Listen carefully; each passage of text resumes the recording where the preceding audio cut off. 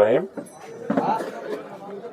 আজকে ধানের শীষের আল্লাহ সৈয়দ সাহেবের পক্ষে এই বালাপাড়া কাচারিতে নির্বাচনী অফিস উদ্বোধনে উপস্থিত আজকের এই অনুষ্ঠানের সম্মানিত সভাপতি, এখানে উপস্থিত আছেন আমার শ্রদ্ধেয় চাচা, একটু আগে বক্তব্য দিলেন, কর্মী ইউনিয়নের সাবেক চেয়ারম্যান ও বিএনপির সাবেক সভাপতি জনাব কোহিনুজ্জামান লিটন, শ্রদ্ধেয় বড় ভাই শাহিন চৌধুরী, এখানে উপস্থিত আছেন বিএনপির সাবেক সাধারণ সম্পাদক রশিদুল ভাই থেকে শুরু করে যুবদলের আহ্বায়ক কর্মী ইউনিয়নের মামদু ভাই, মামুনুর রশিদ এবং স্থানীয় গণ্যমান্য আমার শ্রদ্ধেয় ব্যক্তিবর্গ, সবাইকে আমার সালাম, আসসালামু আলাইকুম। এবং সনাতনীদের প্রতি রইল আদাব। আসলে আপনাদের এখানে তো আমাকে বক্তব্য দিতে হবে বলে আমি মনে করি না। সিদ্দিক ভাইয়ের বক্তব্য শুনতে পারতাম, আরো অনেকেই আছে, আমাদের ভাই তো তারা আছে। হ্যাঁ, একটু দৌড়ের উপরে আছি, আর দৌড়ের উপরে থইছেন আপনারা। হ্যাঁ, ওই মাঝে মাঝে এখন ওই যেখানে সেখানে বিদ্যুৎ চমকায়, ভয় লাগে। হ্যাঁ, এই জন্য অন্যান্য ইউনিয়নগুলো তো দৌড়িত হইতেছে, তাই না? আমি আপনাদেরকে অবিশ্বাস করি না, আপনাদের প্রতি আমার শ্রদ্ধা আছে, ভালোবাসা আছে। এর আগে উপজেলা পরিষদ ভোট করছি, আপনারা ভোট দিচ্ছেন বালাপাড়াবাসী। মানুষ কি বলে বলুক, আমি অবিশ্বাস করি না, আপনারা সবাই ভোট দিবেন, আমি এটা জানি। আর একটা বড় বিষয় হচ্ছে যে আমার আব্বা আপনাদের কারো উপকার না করুক, ক্ষতি তো করে নাই।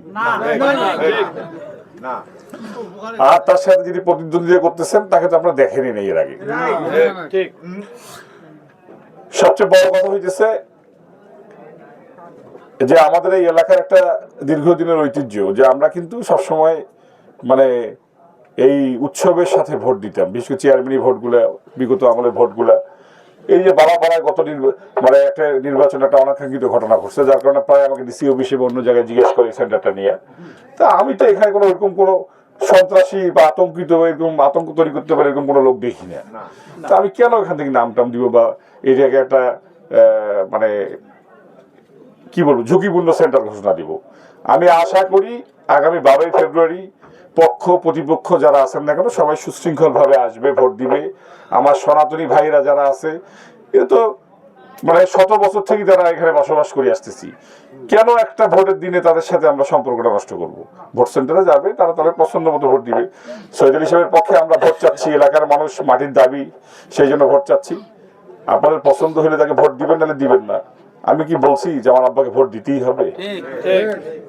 কিন্তু খারাপ লাগে কখন, যখন শুধু ওই সেন্টারটা খুব ঝামেলা আছে, ঝুঁকিপূর্ণ। আর ভাই গন্ডগোল করলে তো আমরা করবো, এটা কর্মী ইউনিয়ন। এখানে ঝামেলা করবো তো আমরা করবো, এটা কর্মী ইউনিয়ন। তা আমরা কি বলছি যে আমরা ঝামেলা করবো? কার সাথে ঝামেলা করবো? যে লোকটার সাথে ঝামেলা করবো সেই লোকটাই তো আমাদের।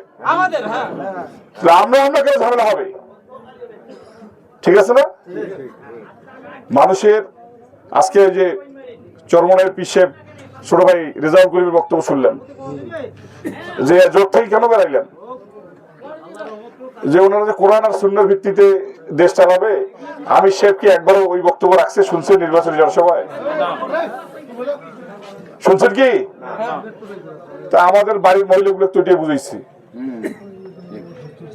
মহিলাদেরকে পর্দা নিয়ে এত কথা বলতেছে, এখন ওনার বাড়ির মহিলাগুলো বলে ভাসি গেছে, সবার বাড়ি বাড়ি যাচ্ছে। হ্যাঁ, ওনাতে কোনো সমস্যা নাই। যাই হোক, সমালোচনা করলে অনেক কিছু করা যায়। আর তাদের বক্তব্য হইতেছে প্রতিপক্ষ বিরোধী পক্ষ, সেটা বিএনপি হোক, খালেদা জিয়া হোক, সৈয়দ সাহেব হোক, তাদের বদনাম ছাড়া কোনো গঠনমূলক আলোচনা আছে? আমি সেটা করতে চাই না। আমি আশা করব আপনারা এটার জবাব, সমালোচনাকারীদের জবাব আপনারা 12 তারিখ ব্যালটে দিবেন। আর আমাদের এই অবহেলিত এলাকা, আপনাদের সন্তানকে যদি আপনারা সংসদ সদস্য নির্বাচিত করতে পারেন, যেহেতু একজন চাক্ষুষ সাক্ষী দিল যে উনি দুর্নীতি করে না, আপনাদের এলাকার উন্নয়ন না হওয়ার কোনো উপায় আছে? ইনশাআল্লাহ এই বালাপাড়ায় একটা নগর হবে, নগর। খালি এই কাছারি বাজার না, নগর গড়ে উঠবে, কথা দিয়ে গেলাম। আর বক্তব্য বাড়াবো না, সবাই আমার জন্য দোয়া করবেন, আমার আব্বার জন্য দোয়া করবেন, এবং অত্যন্ত সুশৃঙ্খল ভাবে 12 তারিখে যেন এখানে ভোটটা হয়। আপনারা সবার কাছে আমার অনুরোধ। ধন্যবাদ সবাইকে, আসসালামু আলাইকুম।